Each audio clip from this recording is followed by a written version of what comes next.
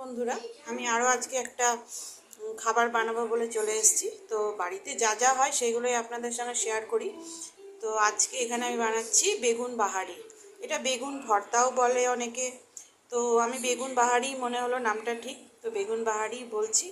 তো এখানে বেগুন আমি ছোট ছোট করে কেটে নিয়েছি, জল দিয়ে ধুয়ে নিয়েছি। আর এখানে আমি নিয়েছি দুটো টমেটো নিয়েছি, একটা অনেক বড় পেঁয়াজ একটা নিয়েছি, সাথে এখানে নিয়েছি আমি রসুনের কোয়া অনেকগুলো, আর সাথে নিয়েছি দুটো লাল লঙ্কা। তো এর সঙ্গে আর কি কি মশলা দিচ্ছি, কিভাবে বানাচ্ছি আপনাদেরকে সব দেখাচ্ছি।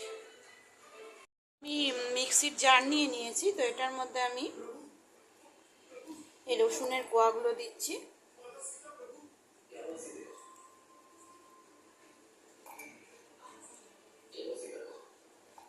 আর এই লাল লঙ্কা দুটো দিয়ে দিচ্ছি। আর এখানে আমি দুটো টমেটো নিয়েছি, তো একটা টমেটো আমি পেস্ট করব আর একটা আমি এমনি দেবো।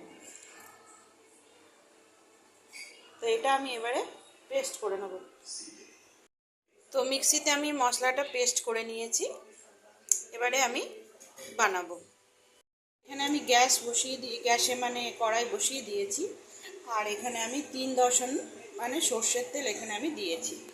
তো এবারে আমি এটার মধ্যে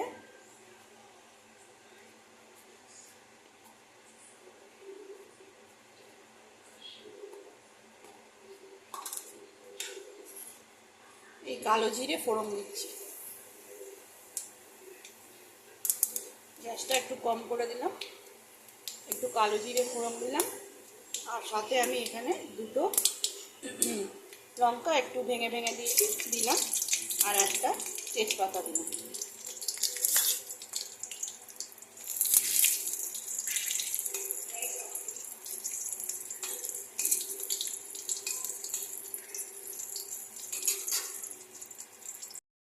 তো এটার মধ্যে আমি বেগুনগুলো দিয়ে দিয়েছি। তো এবারে আমি বেগুনটা ভালো করে লাল করে ভাজবো। তখন ভিডিওটা আমি অন করতে ভুলে গিয়েছিলাম। ওই ফোড়নটা করার পরে এই বেগুনগুলো দিয়ে দিয়েছি। এবার এটা আমি লাল লাল করে ভাজবো।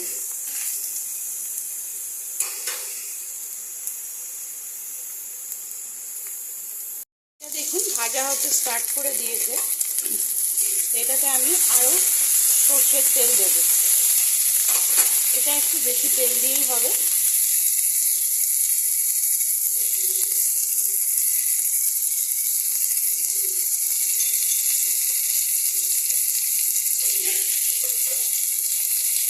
আরও 2 দশন সর্ষের তেল আমি এটাতে দিয়ে দিই।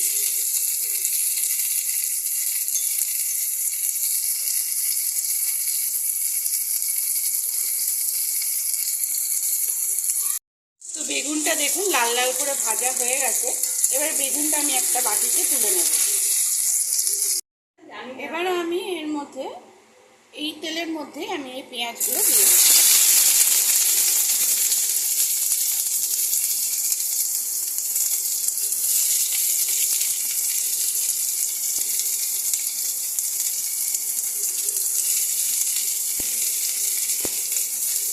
এবারে এই পেঁয়াজগুলো ভালো করে ভাজবো।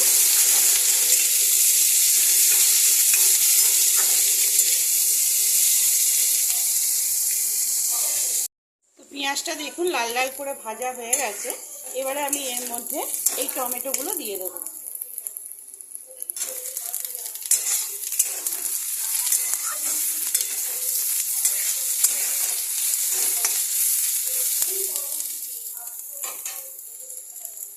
এখানে আমি একটা বাটি নিয়েছি, তো বাটির মধ্যে আমি এখানে নিচ্ছি 1 চামচ আদা পেস্ট।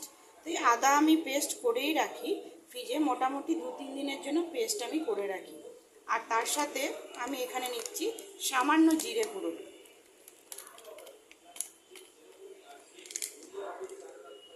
নিচ্ছি এখানে আমি ধনে গুঁড়ো, যা শুকনো মশলা আছে সব আমি নিয়ে নিচ্ছি।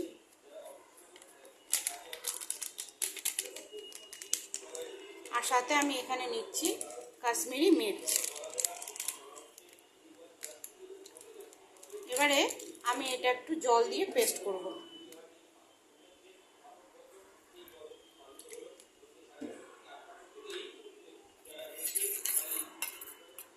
মশলাটা ভালো করে পেস্ট করে নেব।